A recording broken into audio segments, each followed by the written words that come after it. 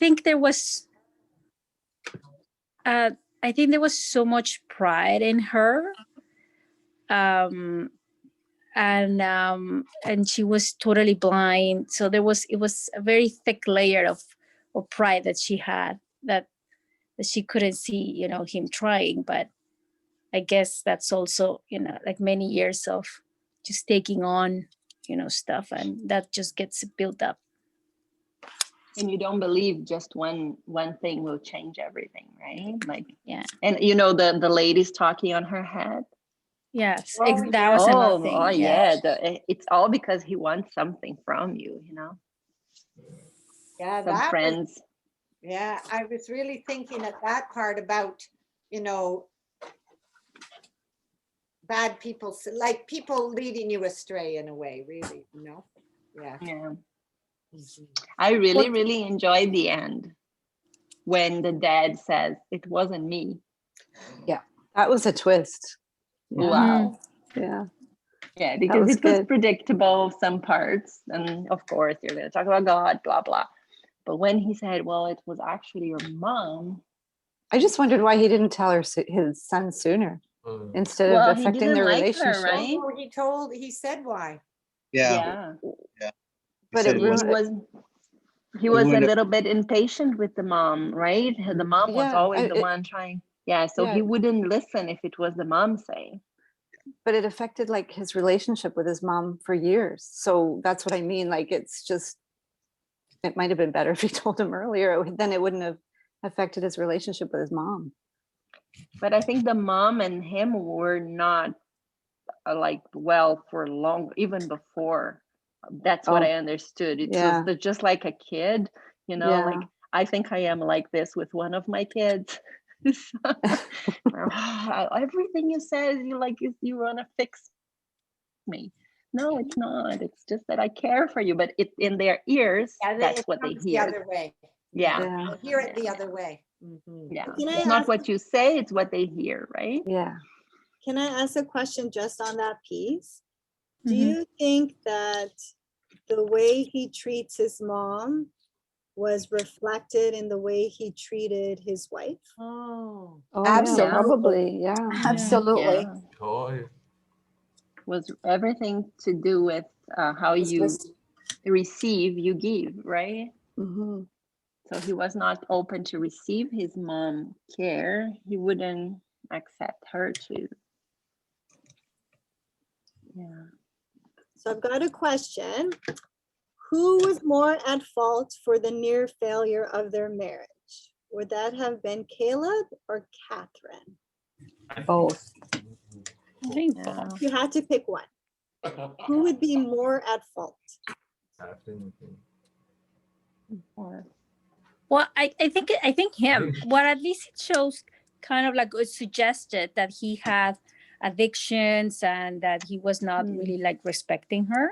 So and I think it was at her end, it was more like a reaction, and then she was not responding. She was not trying. So that may have been her fault, but initially it suggests that it was maybe like him, right? Yeah, he because just got tired. Yeah.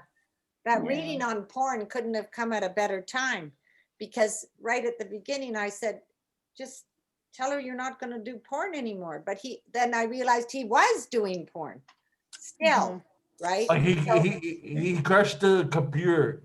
Then when I know. He crushed the computer because he told her, because the neighbors know what you're doing to the garbage can. But then I already know what happens after that. I love the neighbors.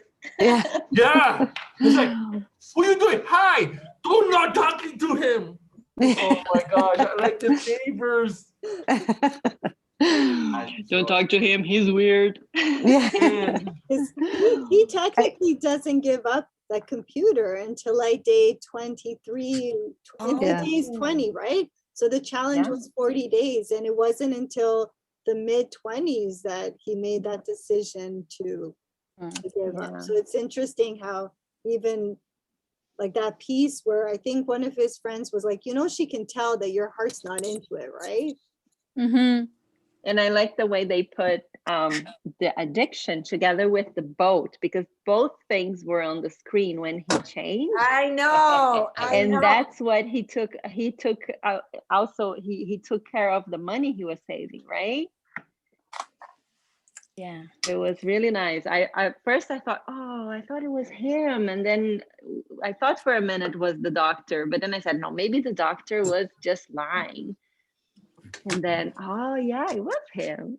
Yeah, that was really good. So his I think his addiction was the selfishness was the boat, and the addiction was the porn. So they were both in the screen at this moment. Yeah. And it wasn't like so I'm not feeling sorry for him, okay? But it's interesting how you're looking at a boat, you're not going after the porn, but it's coming to you. Right. Right? Like, because we often position it as addiction is something we're going after. But in this case, he was just looking at his boat, right? And it was the message that was coming at him. And it's almost that piece where it's like, you can be very innocent, just sort of doing your thing.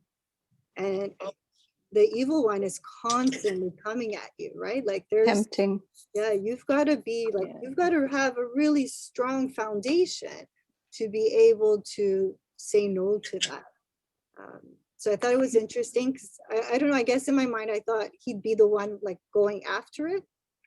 But in that scene, it was more of, it was coming to find him. But I think he was trying to, sorry, go ahead. Oh, go ahead.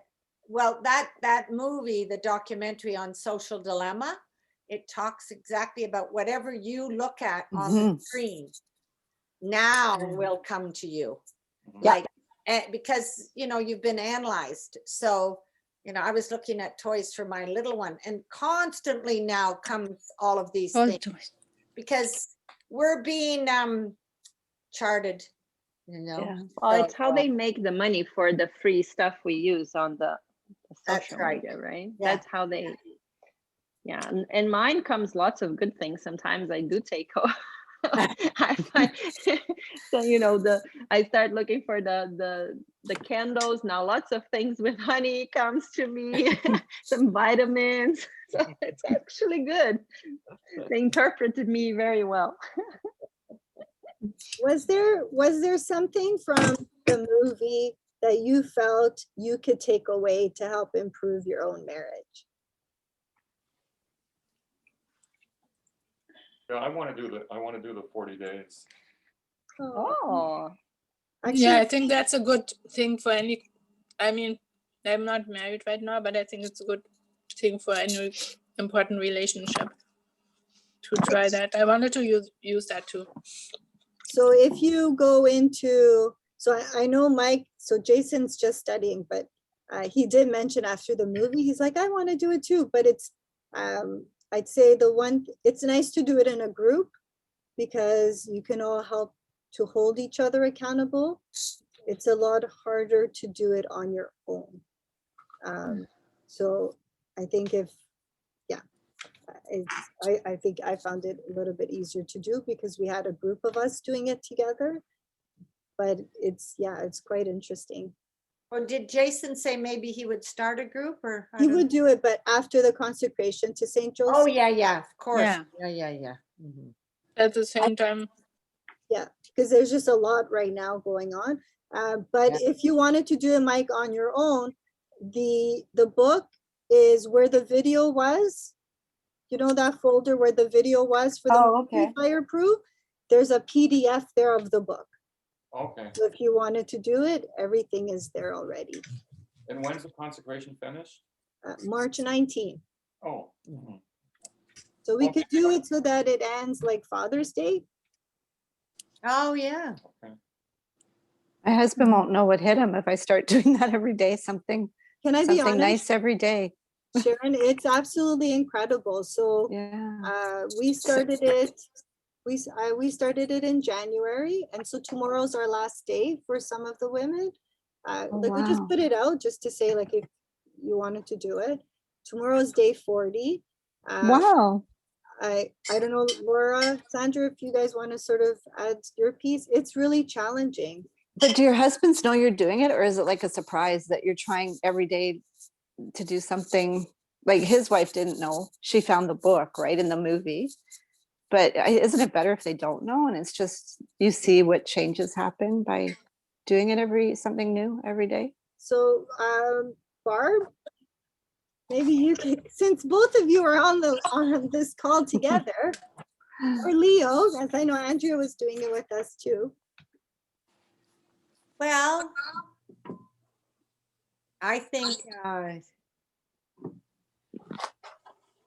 it was challenging off and on, but then Michael asked me, like, was it more challenging for me than for Caleb? And I said, I wasn't as challenging as Caleb, for sure, right? Did you feel a difference, Mike?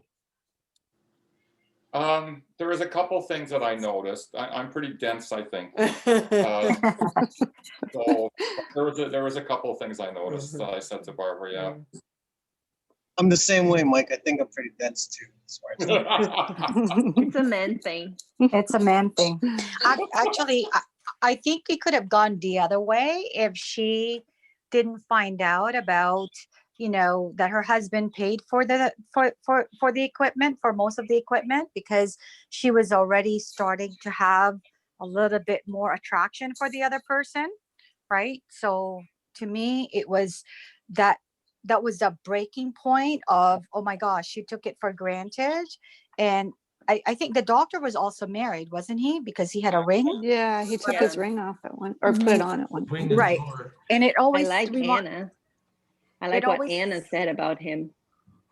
What did he say about him? I forgot. That lady, Anna. Uh-huh.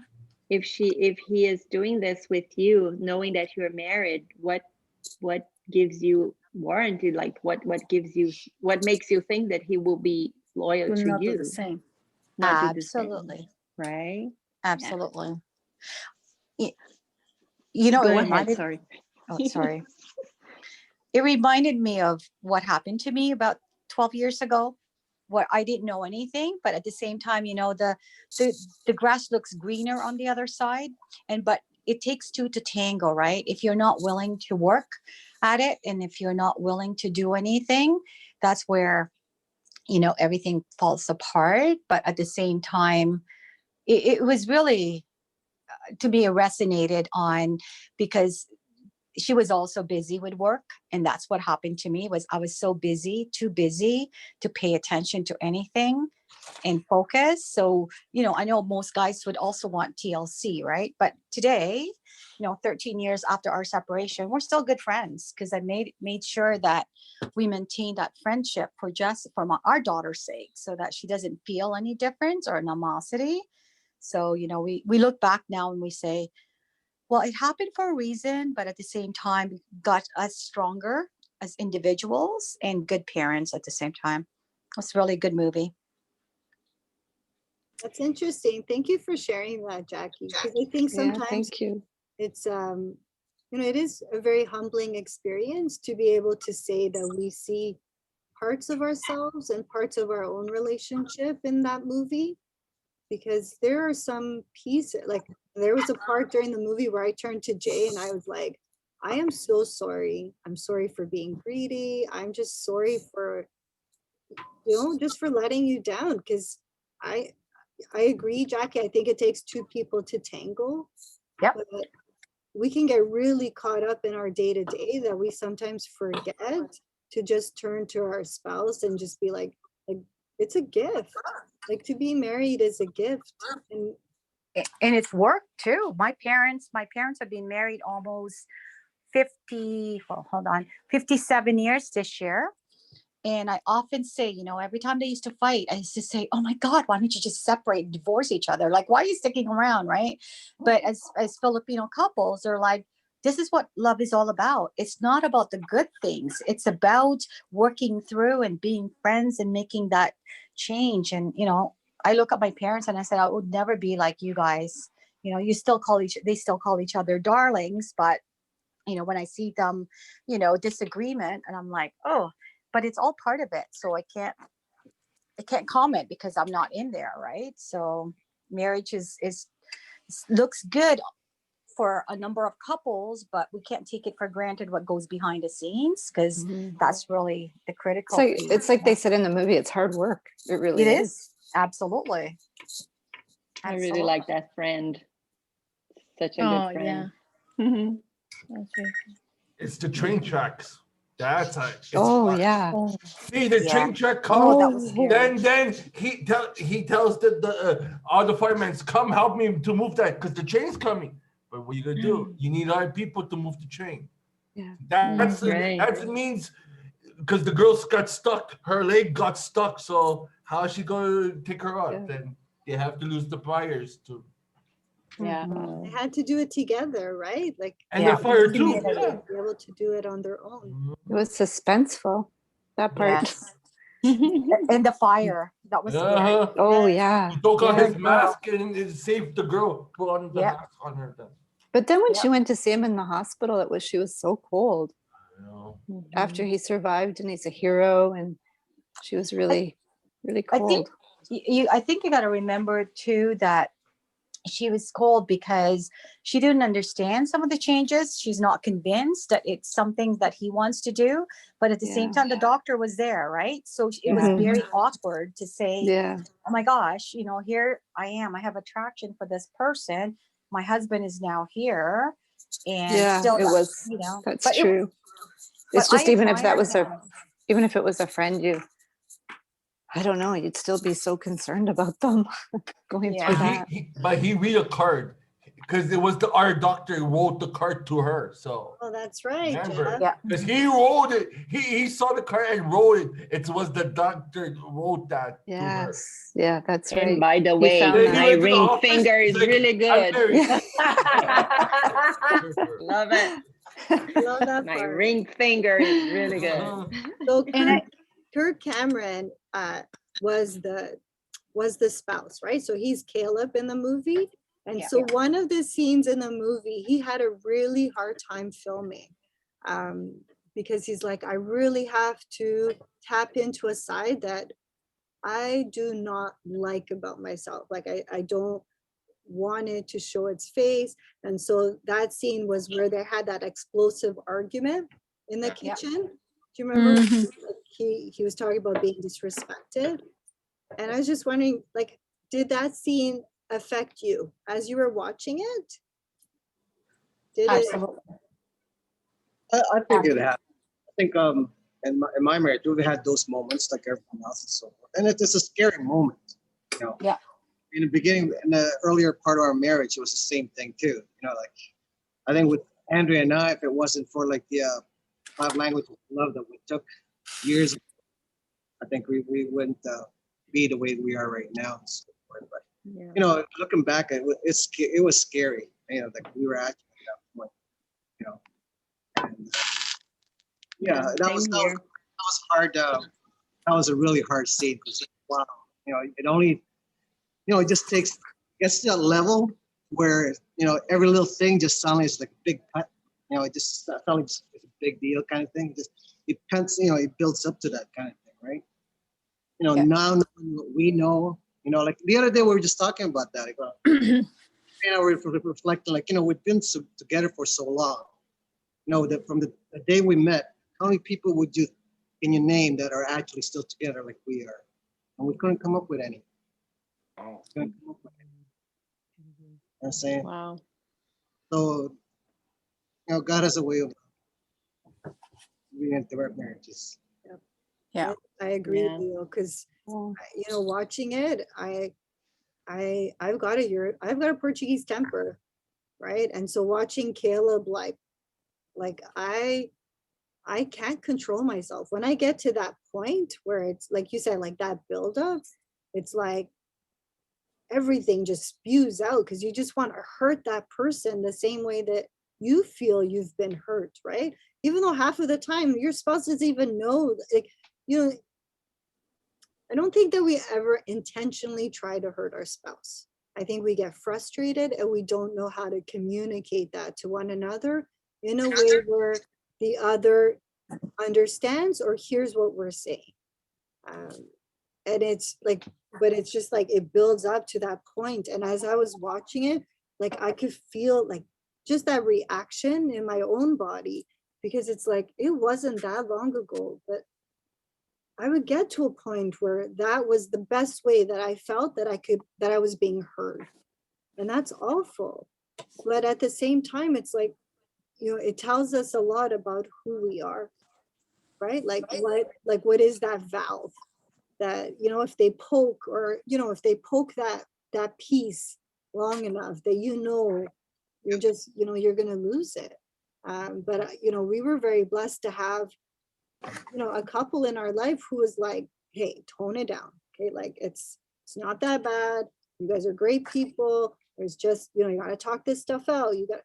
But had it been like those other friends, which is like, leave him, leave her. Maybe it would have been a different scenario. Like you know what I mean? Like that's what I was thinking. It's like, wow, which one do you listen to? Which group of friends do you listen to? The one that's getting too personal in the cafeteria, or the one, you know, that you like to gossip with, right? Because it's fun, or because they hug you, you know, big group hug. And then you think it's just like today in society, right? Some of people, they just say what you want to hear and hug you and say, yeah, affirmation. There's not many that challenge you like his dad did, right? That's what you he should also listen. had a good friend. Would be interesting if he didn't have good friends and had his dad. Yeah. But he has both, right? That's what you should listen to your rosary group friends. Exactly. I think the other thing too is that, you know, oftentimes we're so frustrated or upset that, you know, you don't think of what how much your words can hurt someone. And the minute it comes out, you know, it's too late, and there's no turning back. And I'll still remember that day when I came home and he's like, it's over. And I'm like, what's over? Like, you know, he's like, you don't have the time, you're always out, and blah, blah, blah. He thought I was having an affair for a whole year. And I'm like, what? I wasn't having an affair. I was like workaholic, you know, and then it turned out that it was him who had an affair, which I didn't even know. I just found out the day after I moved out that I'm like, what? Really? So, you know, it was that whole piece of talking in words to be able to kind of put it into perspective. And I can tell you right now, because of my faith with God, and God really pulled me out of anger and hatred, because I could have gone through that so quickly. I remember calling my friend the next day, my best friend, and I'm like, I need to talk to you. And she thought I was like, it was health problems. And I remember them coming over, and I said, we're going through separation. You know, he wants out. He doesn't love me anymore, and I'm not going to stay if that's the case. And I remember them, you know, going in and started looking for a place for me, like apartments and stuff, just so that, you know, let's just help you out and let's get through this. No judgment whatsoever. And my whole family, when I told them, nothing, you know, was, they couldn't figure it out. Like, why? Like, what happened? Right. I had to make an excuse to my dad. Oh, he's, you know, he's not great at sex anymore, Dad. Like, you know, I had another kid. We had a kid. That's it. But when they found out that, you know, he had someone else after the fact, you know, the good thing about my parents is that, again, being Catholic and forgiving, they actually forgave him, instead of like, again, you know, your typical hate you kind of guy for what you did to my daughter. You know, I ask my parents sometimes, I go like, you're so kind to him. And my mom's like, he's decent to us, right? What happened between the two of you is the two of you, and you got to be decent to people. And that kind of resonated all the time with me. Sorry, I was being dramatic here because I went through this 12 years, 13 years ago, and it just resonated a lot of stuff, a lot of old feelings, but good stuff, because it makes you realize that you're not, you know, it's not just a one-way street, right? It wasn't just like my friends think it was all his fault. And I'm thinking, no, it's not. It's actually both of our fault, because if you don't pay attention, obviously that's not good either, right? Thank you for sharing, Jackie, because I know that's very tough. Don't take it for granted. That's all I can tell you guys, is never take your relationship for granted. And my best friend always said something to me, and she said, you know, if you can look at your husband or your partner and you can see them, you know, 25 years, 50 years from now in a rocking chair, still holding hands, still loving each other and being friends and can talk about anything, you know, you made the right choice. There's going to be bumps. Absolutely. It's not easy, but you know, it's hard work, right? Yeah, it is. Yeah. I don't think anyone ever told me that before I got married. I just want to say I never got the manual to Nope. how to make relationships work. I don't know if nobody told me, or I chose not to listen. Because right now I think of some things that I say and that I do that I think, why my mom didn't tell me? And then I think, oh, maybe she did, but I ignored her. Yeah. Because I wasn't mature enough. Right? So maybe someone, I don't know. I don't remember anybody talk. Like, I don't remember having to talk about marriage. Marriage is just like you get together and then you have kids and that's it. Right? But yeah, I also did the 5 languages of love, and it was also like a turning point. So yeah, and those things I think we have to discuss with our kids. Yeah. Well, any kids or any young people we have, how can I say, the opportunity to, and we can tell them about marriage. We should, like, yeah. Nobody talks.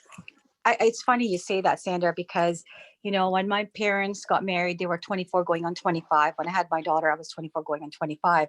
When Stephanie turned 24, 25, you know, I didn't set expectation, didn't say anything. And in fact, yesterday she said to me, her sister said, oh my God, you're 30 and you're not even married. You don't even have kids. What's the matter with you? I think I'm going to have a baby before you. I'm going to get married before you. She's like, Mom's not putting any pressure on you. And she said to me, you're right, Mom, you didn't put pressure on me. And I feel good about it because I need to do it for my own terms. I said, absolutely.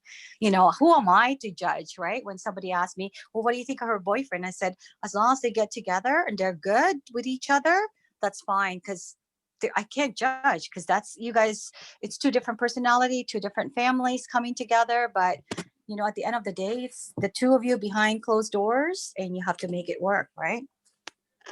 Yeah, but we can get them some wisdom, right? Absolutely. Like this film kind of gives. Actually, it was funny because we were looking at the movie and it's $4.99 at Amazon and the Apple thing to buy or to rent. Oh. So we actually bought it. Because nice. We thought, maybe we have to show this to the kids in a few years. Actually, that's a good idea. It is a good idea, actually. Right? And remember because, the beginning of the movie where she said, that was her saying to her dad, oh, you know, yes, I'll marry someone who's going to love me. I'll love just like daddy, and who daddy will just love me. So then I was like, yeah, that was really interesting, you know, because then you meet him and you're like, how's that going? Yeah. Dads are a big part of what our girls think of husbands, right? Yeah. How they see it, how they see marriage. We actually give them kind of the example for life. So what they see us doing is pretty much what they are going to think. Of course, sometimes they're going to say, oh no, my mom doesn't know anything, but once in a while they will listen. No pressure, Leo or Mike. No pressure. Your girls are watching. Your kids are watching. They are all the time. Wanted to share with you guys this quote. So one of the movie producers had said that God uses a spouse to be like a mirror to us. He will reveal to us how selfish we are, how greedy we can be, and how we'll claim our own rights. There's nothing like a wife to reveal to her husband his real nature. What are your thoughts on what he says about God using marriage as a mirror to reveal your true nature? Well, you know that part where he's talking to his dad about how is that like in his view, how is that she's taking all the effort that he's doing, and that she's rejecting and spat in my face and is not listening and stubborn.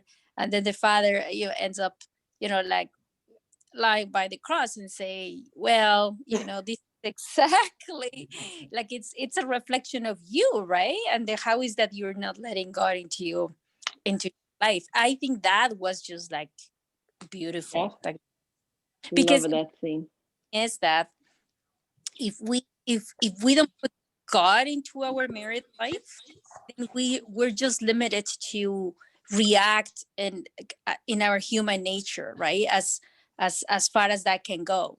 So we don't make the effort of, like loving like God and forgiving like God. If we don't have that as a starting point or as a reference point, then we'll all feel that we're giving more and that we'll always be receiving less, or we'll never be satisfied. I think that was very good in the movie. I think it's true. Yeah, that was a good part. Very good. I believe that because I can see myself doing things and then reflecting on it and say, oops. Yeah, like you you see, it reveals a lot because you cannot do it with anybody else. You're gonna swallow a frog, as we say in Portuguese. I don't know if it exists in English, but you will swallow a frog from a friend. But if it's your husband, you will not. You're gonna rebuke him, right? Because you have this intimacy. So you usually go against the person that you have the most intimacy. So yeah, it's a good tool to reveal who we really are. They know us, right? Yeah. It goes back to that and the bad. Goes back to that scripture where it says, a prophet is not welcomed in his own place. And that's what I kept thinking about. It's like, we don't, we see everyone else's greatness and all that, except for the ones that are closest to us. Yeah. Right. We have a tendency of taking advantage of that. Well, and that one of the chapters in the book where it says that we have to put our spouse before anybody else, right? And when we have other family relationships, that's very challenging, because I think that because we take for granted the love and the patience and the understanding, it's that, okay, now you have to wait, or you will get, time after I have pleased everybody else, or I forget to tell a lot of things, and then like, oops, but it's like, it's seeing us, oh, you're not taking me into account, right? Or you just do whatever you want. So that chapter, when reading that chapter, it was just like a big eye opening, because we know, right? We know, and we still do it. Like in my case, we'll do it. I'll do it a lot till some point it says, well, I'm still here. Can you pay attention to me? Yeah, that's right. I don't know. I didn't think Emerson was doing the challenge, but just another day he called me to talk about something he want to do that he would do anyway if it wasn't before. But now, because we grew in 2020 as a couple, he called me. It's a hard conversation we have to have, but should I buy another bike? Okay, you can buy another bike. But before, he would do it without talking to me. But now, because we said we promised to be transparent, and then he said, it's difficult conversation. Can I buy? The price is a little bit more than we talked, and this and that, but it's a really good bike. And then we had that conversation. So I always do. I used to do a lot that as well, just like make plans for the weekend and even forget to tell him what we're going to do. Right? Oh yeah, no, today we have this. I cannot do this with you. So yeah, thanks to 2020, things changed. COVID wasn't so bad in all instances, right? There's a lot of growth that happened for a lot of people, right? In with respect to COVID in their own homes. Yeah. And funny enough, I went for confession on Friday, and one thing the priest told me, I told him all the things, like blah, blah, blah, blah, blah. And then between family and kids, I'm not doing this, and then this other happening. And from all the things I told him, he said, first thing, take care of your husband. And after you take care of your husband, everything else is going to fall in place.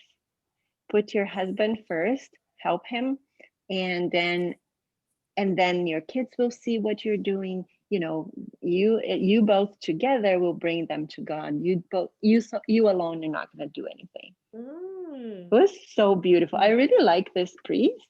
He is so, like, every time I go with him, he always has something, some juice, you know, very, very. Father Eugene? No, he is with Father Eugene, but he is the assistant pastor there. Anish, I think is his name. What church then? The Immaculate Conception. Yeah, because it's close by. That's the one from Young Street, right? No, it's here in Woodbridge. Immaculate Conception in Ansley something. It's right beside Father Bersani, where my daughter goes. Yeah, he's really good. But it was funny because now you guys are talking about putting him first, and that's exactly what he told me. And I told about all the things going on in my head and all the things. First, take care of your husband. Isn't that interesting how that one piece that as wives or as husbands, we know, right? We know we should be putting our spouse first, but how difficult is it? Yeah. It's interesting you say that because, you know, I observed, you know, from my sister-in-law and my brother who separated because, you know, as much as she loved everything about her family and everything else, her husband wasn't, or my brother wasn't number one. It was her siblings. So any siblings, because, you know, she's the youngest and everything else, her siblings came first. And to the point where it's like, we're married, but your siblings are number one. It's not going to work, you know? So it's so true because the minute you get married, as my mom always said, your husband is your family, your new family, and you live with that, and your kids will come and go. But if you can't get along with your husband, that's going to be the one thing that, you know, you're going to have forever, right? Hopefully.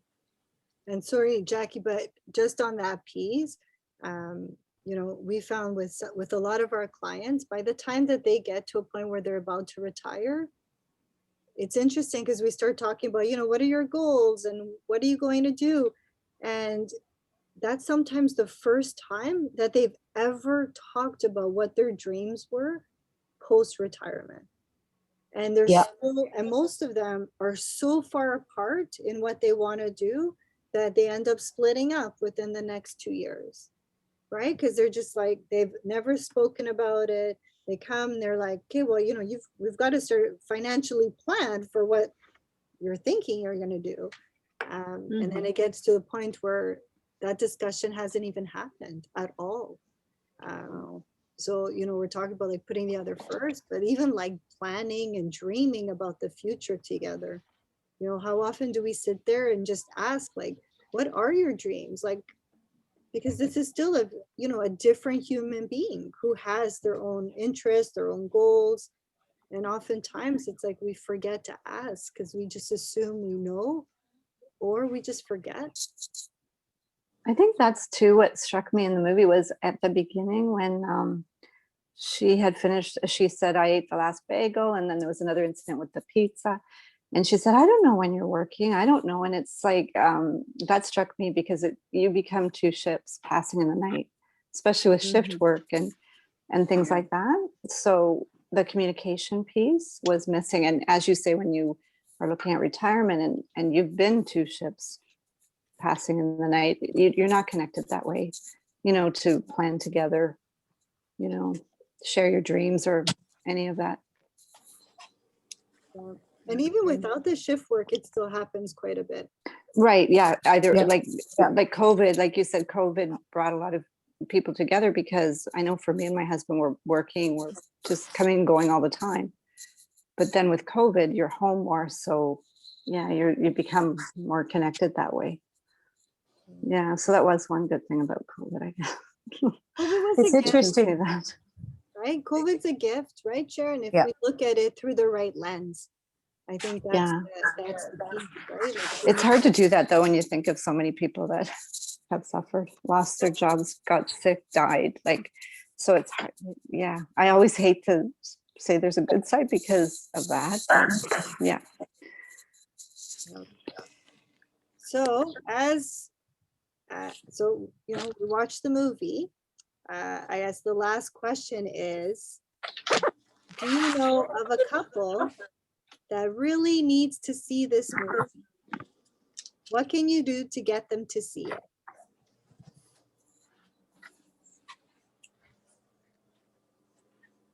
You know, if And they're then the gonna link? see it. But I do know someone that needs to see it. So I will keep the link and the movie there. So, you know, yes, definitely, Sharon, if you want to share it, go for it. Thank you. I think Jay and I said that, you know, any couple, for us, it was like anyone that we know who's getting married. Like, Yeah, I agree. Anybody. yeah, just to know, like, it's just, you know what, if it should come up, things are going to come up, that maybe there's just a little bit of a seed that they can connect to at some point later on to say, like, oh yeah, what was that movie? What was that about again?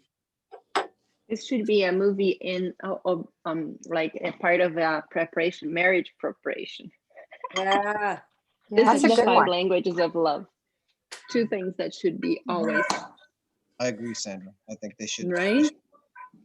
All marriage preparation should tell you that hard times will come and you'll have to sort it out. You're gonna, because when we are young, we're kind of immature. And this immaturity can go until you're 80. Doesn't mean that you're gonna get old and you're gonna get smart. And we say our you marriage, don't grow it. we say when we're young, you know, our marriage is not gonna be like my parents. They're always fighting and all that. Right, exactly. It's never gonna happen to me, right? That's the thing. You know. Yeah. Yeah, when you're young, you think it's never gonna happen. Yeah. With you. Do you guys think that it's better to get married younger or maybe a little bit older? I got married when I was 23, and I think that I was still too young. I was still too young. So it's interesting and it's good, but I think that a little bit of wisdom would have always have helped more. I think that if you grow together, I mean, it's never going to be rosy, right, along the way, because you have your influence for work and environment and everything else. But I think if you guys can look at each other and still laugh and still care, there's hope. Because my best friend was married at 23, and they're thriving and they're really well. My other friend got married at, at the same time. After 29 years of marriage, they called it quits, and we're like, what happened? Like, we had no idea, but they weren't talking. They were just in the same room. And I found it hard to believe, because, you see both couples, right? They're always engaged and everything else. But as my best friend would always say, is that it's hard work. You have to, you have to pick your battles, and then you've got your kids too that can influence or, make or break sometimes your marriage, because you don't agree with some of the upbringing or whatever it might be. But I guess, I can't speak personally because I'm not married, but from my experience and from what I've seen, it's just basically there's no, like, at 38 or 37, I met my ex, and we had Jessica at 40. So to me, there's no right or wrong. Like, I thought he was the one. Like, 40 years old, we had Jessica after 6 miscarriages, and we thought that was it. But 42 just came in and said, that's it, it's over. You're like, what? So there's no right or wrong age, right? It's just a matter of how much work you want to put into it, and, you know, compatibility and friendship. That is my personal opinion. I think If I- younger. Thank you. I think Yeah. younger. I think the younger the better. I'm sorry. I'm so old school this way. I think that the more experience you have, the more jaded you become. Mhm. And I think you start to become greedy.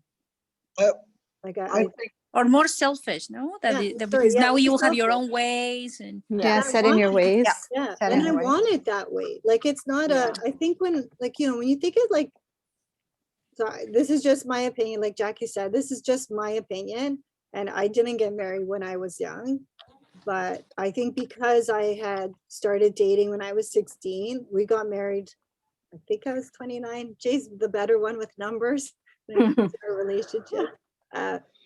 But I think because I had dated so much, like I was like, oh, I want someone who has this. And then it was like, then you start like, I want more of this and more of this and more, until it gets to a point where it's like, first of all, that's so unattainable. B, it's like, well, you know what? I'm independent. I could do it on my own. I don't need you. Whereas I think when you start younger, first of all, I just think like that first true love, like, man, like it's like pure souls coming together. Like Only if.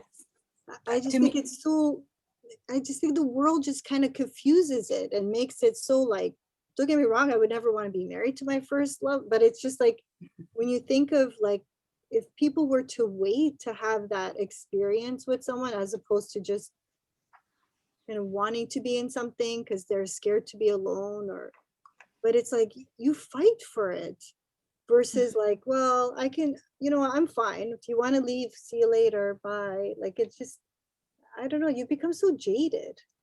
think But I now, think- Yeah. and nowadays, I think it'd be like it's more like a serial marriage nowadays when you look at it. Being younger and everything, and they see it that way, right? Like I see it a different way. Like I got wisdom, my marriage wisdom, the hard way, I think. So I value it a little bit more. What was I gonna say? I forgot what my train of thought was. Well, I think it depends not in the age, but in the maturity, what you're looking for. When I got married, I had no idea. Like, I thought we were just gonna get married and have kids and everything was gonna be okay. I was not thinking about that. There's a video from I forgot the name of the lady, but I showed Anna, why should you date? And you should date just when you're ready to have a commitment and when you know what the partner is going to bring you to a better place and help build something together, and then you talk about it. I never talked about it, but I think we were both raised in a kind of a what marriage was. We both have good examples in like moms and dads, so we got it. But nowadays I think you have to talk it through. You know, you cannot leave important things like how to raise up kids, we're going to raise kids to later.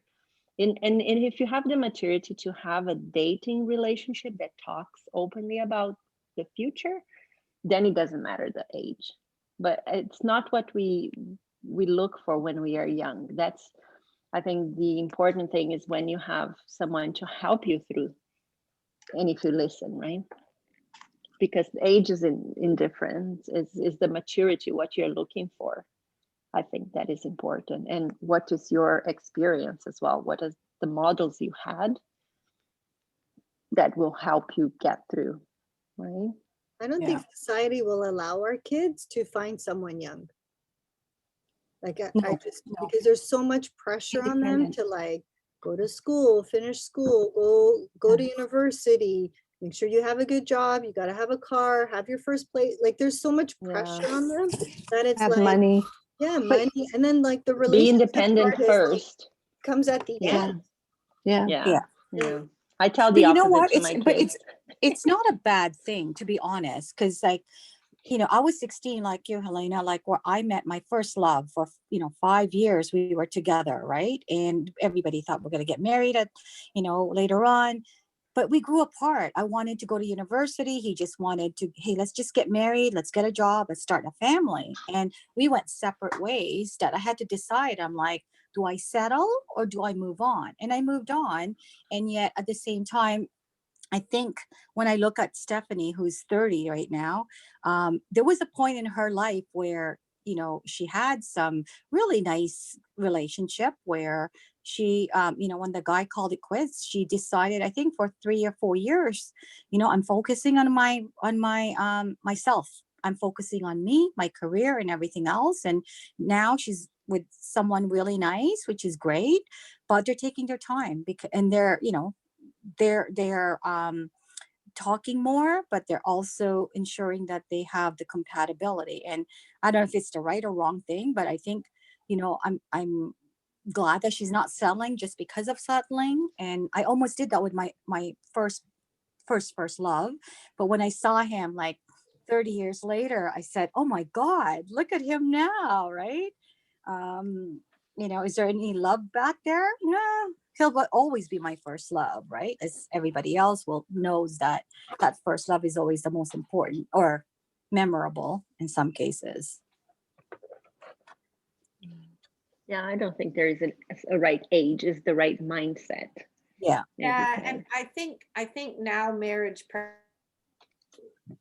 would be probably more thorough, right? Because you would have the languages of love. You would have various other things that, well, maybe you guys did have, but we didn't actually. No, we didn't. And then we went to marriage weekend. And my sister, because she just married a guy that was a disaster, but she's married him for 35 years, but she's like, she said, you have to go to this marriage preparation. She insisted. I'm like, what the heck? So off we went to, you know, on the Credit River, that resort. Oh, yes. Yeah, the Catholic retreat center there. Yes. Wait, is that Queen of Apostles or? Yeah. Yes, Yeah. thank you. Yeah. So Michael's having a fit. He's like sulking, you know, on the Friday night. And this is the beginning. I'm like, what the hell? I said, okay, you go talk to the priest and you tell him, you know, that you're not going to be staying here now, or we're not, or some bullshit thing. You go talk to him about that. So anyway, needless to say, he didn't go talk to him, right? And you stayed. Yeah. But I just mean, I remember because she insisted after her, and she finally did leave 35 years later, but she said, no, you have to go. It's very, very important. But I think now, when I think of that marriage course we did with the wine, right? Mm-hmm. Like fruits of the wine, like we were having a huge fight before that course. Like we almost didn't go. I'm like, and then I wanted to go and he didn't. I'm like, what the hell? Oh my God, it was just like outrageous, you know? So so there's a lot more tools available now. You're not the only one. I think we all went through that during that session too. It was a test for all of us. Oh my gosh, we almost split up while we were doing, sorry about the mess, guys. We got kicked out of upstairs. We almost broke up during languages of love. We did. Oh my Same. gosh, this course was like, I'm like, you're a what? I'm a this. What do you mean? Start doing this. I mean, like, I don't know what she's talking about. the languages of love. Okay, I was like, oh my God, we've never fought so much. And it was like, you would think that after knowing what each other's love language is, that it would bring out the best in each other, right? Because now I know what yours is and mine is this. And instead it was the opposite. It's like, if I'm an acts of service, why aren't you doing service? I think, Helena, that's why we need to do this marriage thing. And like, that's what we saw too. Like, I think at least every 3 years we have to renew it, just a reminder. Yeah. Yes. We do have a tendency, like, you know, things will pent up and we forget about it, right? We start to take advantage of everything again. So we need to kind of like ground ourselves again, and that's why we decided, we got these every 3 years, just refresh Yeah, them. it's a good idea. Barbara, It's coming. It's coming. they didn't have these back then and so forth. And again, not too many people know about these kind of workshops. No. No. And I think it's so good. Like, I wish, everybody knows about this, right? And it's amazing because it's the faith-filled, right? And yet you guys sharing what you went through challenges, I think is just so normal. But at the same time, a lot of times couples don't even talk about it. They hide behind the scenes, and everybody Pretend nothing happens. I always said to my parents before, oh my God, like, why are you guys arguing? How come you can't be like those people in the subway, kiss and drive or kiss and ride, where they kiss each other, they tell each other, I love you, and all of that stuff. And my dad's like, you really think they love each other? Yeah, they kiss each other, love each other in public, but they're disasters. I'm like, what do you mean? Because some of them don't even talk. And I'm like, what are you talking about? Right? They said, you know what reality is? There's no perfect marriage. It's just about give and take. And they both get mad at me once in a while when I say, why don't you just separate and divorce? And they're like, what? That's the easy way out for a lot of people. It's just that's it, we're done, right? But and I said, my God, like 57 years, I can't imagine with someone 57 years.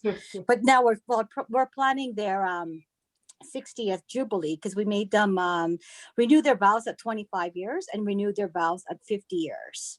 So it's just a blessing to have my parent. Like, I mean, no complaints, but we're just blessed to have them. Are they perfect? No, but you know what? It's incredible. Oh, let me just say one thing. You just said something that I remember on the movie. I just wish it was a Catholic movie. There is no perfect mother out there. And I said, oh, there is one. I know one. And he's complaining about his mother. Oh, she's not perfect. I don't think there is a perfect mother out there. I'm like, I know one. That's true. Because, of course, they wouldn't say Mother Mary. But anyway, it was just a perfect word. But Helena, it was a beautiful movie. Thank you so much. Yes, thank you. I would never have known this. Like, again, it's one of those, why did all of a sudden join this rosary group? Because Sandra's email just kind of went, hey, we have a rosary. And I'm like, oh, I know them. Like, I'm going to join. And now I'm looking forward to it and, learn so much about everything. So thank you. Yes, thank you. It was great. Oh, thank you guys for joining us. Like, for all of our crazy and wacky ideas. You never know what we're going to do next. You know what I was going to say? We should do now I think you already have that, Leo, the jukebox of you and your spouse music. Like, do you guys have music? Yeah. You guys have? Yeah. What do you mean, Sandra? Like, what is Just your make a song? collection of songs now. Yeah. But we have the jukebox, the holy jukebox, right? Now we have to have one for the Valentine's. Oh, Yeah. that's My parents actually, we have one for their 50th. I took all their collection, and that was their giveaways. So all of the 50s, 60s, 70s, 80s, 90s. Oh. I'll take a picture and I'll send it to you for all the different songs. Yeah, that would be nice. We'll have a Valentine's Day. Yeah, but that was a beautiful song. The song you mean that Leo and Andrea had, that was their song? Yeah. Yeah, it was. I don't have a song, I think. No, I don't either. When we were getting married, they're like, okay, what's your song to do? I'm like, oh, I don't know. Anyway, they chose someone. Like, I didn't think about it ahead of time. Like, anyway. Guys, do you want to hear something? Do you guys want to hear something super funny? We had a Spanish song because we did like a salsa dance, but then we picked an English song, right? Because you need to have like a slow song and stuff. Anyways, the slow song comes on, the DJ put the song on, and I'm looking for Jay and then I had to dance with his dad because he was nowhere to be found. Shots of the guys. That was at your wedding? I was probably at the bar doing shots. Oh, it was hilarious because because it's like empty, right? It's like, okay. Oh yeah, that's girl, right. Yeah. come to the, and it's like, oopsie. It was so funny. Awkward. No, but you just have to laugh, right? Like, Oh yeah. Yeah. these are some of the Now best you laugh, but memories. at the moment, I know you want to kill him. To be honest, Sandra, like it was so funny because we had said on the phone that day that it was like it was midnight, and we're like, at this point, whatever happens, happens, and it's like there's no such thing as perfection. Things are gonna go wrong. We've done everything we can up until this point. The rest doesn't matter. So when that happened, I started to laugh. Because you're just like, wait, like, what are you gonna do? So then like I turn and there's his dad who's just like, let's dance. I'm like, okay. Oh, that's nice. So when you're saying that, Barb, about not having a song to her, we had two. Oh, that's sweet. Make the best out of it. Make the best out of every opportunity. Yeah, Yeah. True. that's very But nice. but at the end, did you guys dance the salsa at least together? Or Oh. no? That was our first song right at the Oh, okay. beginning. So yeah, so that's why it was funny. I think he thought he was off the hook. He's like, yeah, I'm He was done. like, that's enough. Enough dancing. Well, she put me through this. So we did the I put salsa you- dance. No, we did the That's salsa sweet. dance. And so when they do the introductions, so the video is like, Jason and Helena Mendoza, and we didn't come out through the front. And everybody's like, where are they? Like her brother was freaking out. Like, did they get into a fight? Did they we got out, Hello? Helena got out of her wedding dress, put on a salsa dress, right? And then we came in through the kitchen. We came out through the kitchen. And then we did our dance. We did our 2-minute dance or whatever. Cool. Yeah, it's funny. Very cool. So cool. Cool. Yeah, I think my dance will be a salsa now. Good girl. Wait till COVID's done. That's it. Yeah, we need Jackie again. That's right. Yeah. Need Jackie to teach us. Laura's hot tub. That's right. Mark's barbecue skills. Sandra's gonna teach us Jerusalem. You're gonna do a big line. Oh yes. We have to, you know what? Like, I think if there's one thing that COVID has really taught us, it's to appreciate everyone that comes into our life, but to also dream, right? Like to never forget about like that gift of hope. That it's like, we got to be looking forward. We can't just get too overwhelmed with the current moment because it's enough to drive you crazy, right? Like if we don't look forward. So Jackie, Keep swimming. Sharon, Farina, get ready because if summer comes and we could all be together. Yeah. Woo! Right, Jeff? We will. We'll have lots of fun. Yeah. Thank you guys so much for Thank you so Thank much. you. Thank you, Elena, for Thank you. organizing, of course. You're an angel. Yes. And for Okay, doing have a all of good this. evening.